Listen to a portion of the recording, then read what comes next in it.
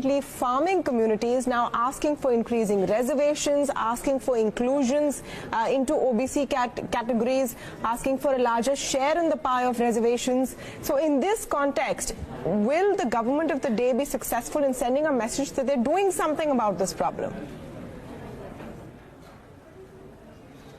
See, irrespective of which government is supporting or opposing, these commissions have a specific role. For example, if the commission is supposed to see which community can be included within the list of OBC, then the commission has a lot of relevance to it. If this is not the purpose, and if it is only going to serve the political interest, I think that will be a serious challenge, because special commissions are required only for those communities which needs a special protections. OBC is not that community which needs a special protection. The OBC demand probably for education and employment, that is a very genuine demand that has to be addressed.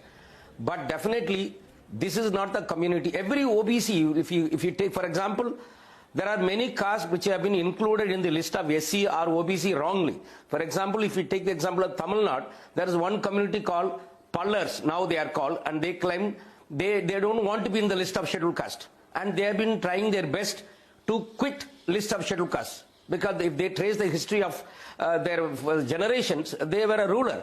For some reason, they have been brought under scheduled caste, and a lot of atrocities and discrimination, indignities they are facing. So they themselves want to quit, and they want to be placed somewhere in the OBC category. Similarly, there is a possibility with a purely political interest, a community which may be very predominant, having a lot of wealth, land and other sources, but still they want to be included in the list of OBC because they want to enter into bureaucracy.